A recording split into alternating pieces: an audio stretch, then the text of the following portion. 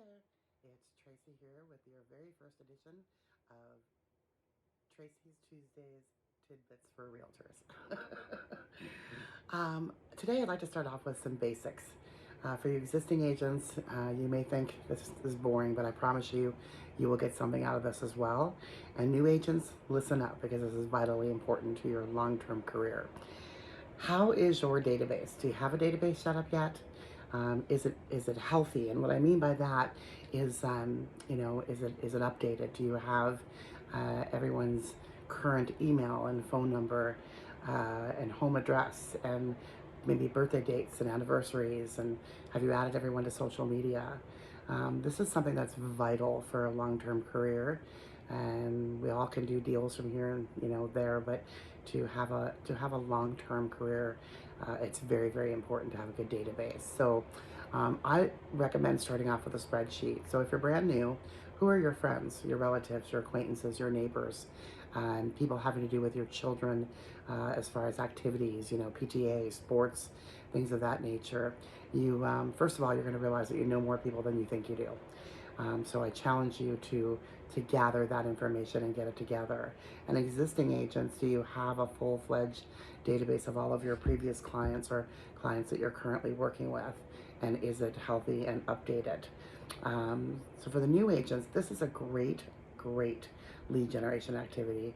And I've got some good ones for existings as well. But as you're building your business and just starting out, you're going to realize that you have their phone number and their email, but you might not have their home address. So that's going to require a phone call. And I like to call it a touch, right? You're touching them. And it's going to go something like this, Hey there, it's Tracy. How you doing? Oh, great. Hey, I'm not sure if you know, but I just got my real estate license and I'm super excited to start my career in this amazing real estate industry. And I am updating my database so that I can stay in touch with my friends and family and people that I know, and just keep them updated on what's happening with the real estate industry. And I realize that I don't have your home address. And then there's a pause, and you say, I like to give out gifts from time to time, and I can't deliver a gift without a home address. They're not going to say no to giving you their home address if you tell them that you like to give out gifts.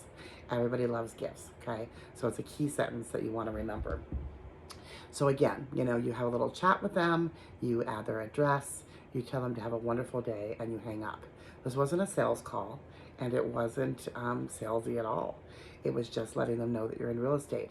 You just planted a seed, first seed of many, okay? This is a seed. The goal in real estate is to be top of mind, okay? When they think real estate, you want your name to pop in their head, okay?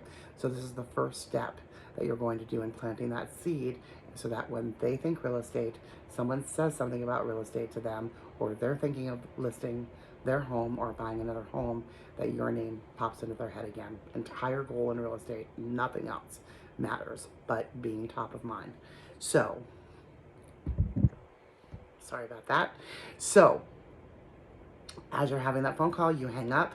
I recommend doing 10 a day, and the reason why is it's not overwhelming. 10 a day is pretty easy to do.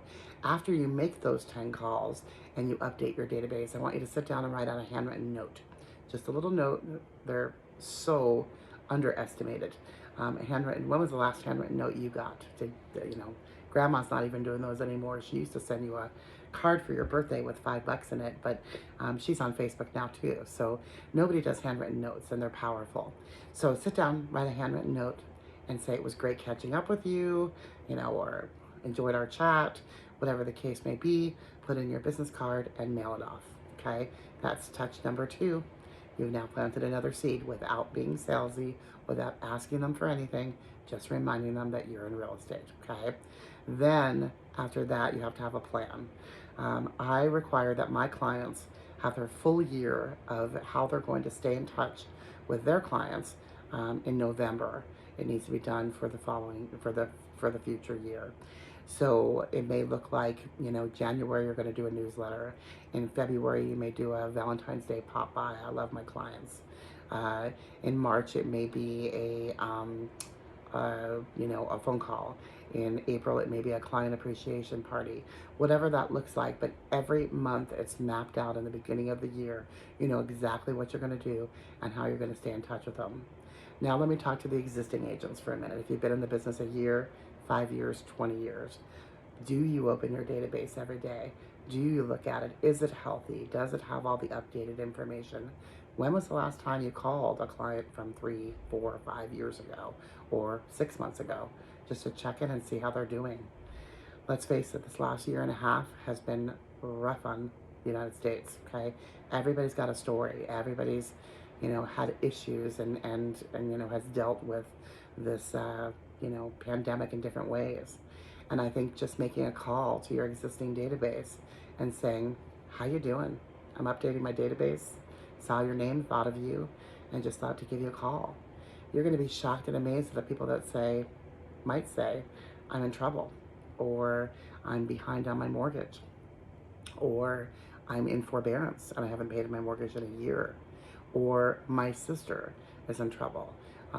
They don't know that they need you until you call, until you reassure them. You might just be a resource for them to connect them to a lender or somebody else to help them, or, you might be able to list their home and save them from foreclosure.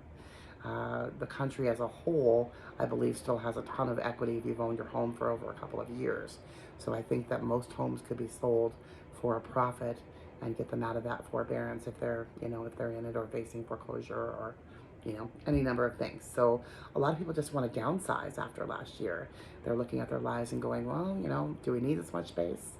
And they start to think about that. Or it may be the opposite. They may be working from home and need more space. So again, I think that phone call of touching base with them and just seeing how they're doing may result in great things. As an existing agent, we want to stay in touch with our clients. We really do, but we get busy, and new agents, listen up as well, because as you start to do transactions, you'll realize that there's a lot involved and a lot of moving parts, and you start to do inspections and appraisals and resolutions and, renegotiating contracts, and you get busy and you forget to do this. So it should be a goal to be touching your database, and calling 5 to 10 people a day, or touching them in some way, but 5 to 10 people a day. If you run out of people to add to your database because your entire sphere is in there, new agents, then that means you have to go meet new people, right? I used to do a fun thing to where I'm a very visual person, and I used to put a container of crayons on my desk every day when I went in, and I put 10 crayons there. Sorry, I keep getting texts and phone calls. I put 10 crayons there, and my goal was that I couldn't leave at the end of the day until all 10 crayons were gone. And the 10 crayons were contacts. It was calling my database, it was touching base, or adding someone new to my database. But I had to talk to 10 people before I could leave for the day. And there were many days that I would be super motivated and the 10 crayons would be gone by noon. And there'd be other days where I still had 5 left and it was 6 o'clock. And it helped me as a visual person to know that I was doing what I needed to be doing to keeping my business growing. Whether you're a realtor, you're a loan officer, it really doesn't matter what business you're in. In order to keep any business going, you've got to be able to stay in touch with your people, because again, being top of mind is most important. Not everyone's going to need you right now, but they may know someone who does, right? So again, staying top of mind is vital. That database is super powerful. You should be using it as a pipeline report as well. And what I mean by that is I have a section that I put notes on the very end of it. And if I'm talking to someone and they say, you know what, give me a call back in March, we're thinking about maybe listing in the spring. I'm going to put a note there to call them back in March. So that's why I want to look at it every day so I can see who it is I need to touch, or maybe it's a birthday, maybe I want to send a special video to someone, or they asked a question on Facebook, or who knows what the reason may be that you need to touch them. But it's so important for long-term business if you plan on being in this business for a long time. I've been doing this for 33 years, and I can tell you that I have sold homes to people that their children were 10 and 12 when we started the transaction, and then I ended up selling homes to their children when they were grown. So I am all about a long-term business. I'm all about referrals. It's so much easier to run a business when you have people referring people to you than having to go out and constantly get new business and working internet leads and things like that. It's warmer, it's easier.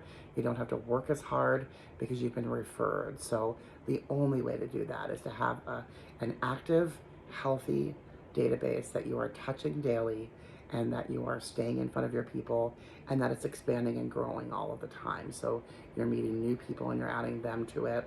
It doesn't have to be fancy. Again, I'll upload an Excel spreadsheet so that you can utilize that.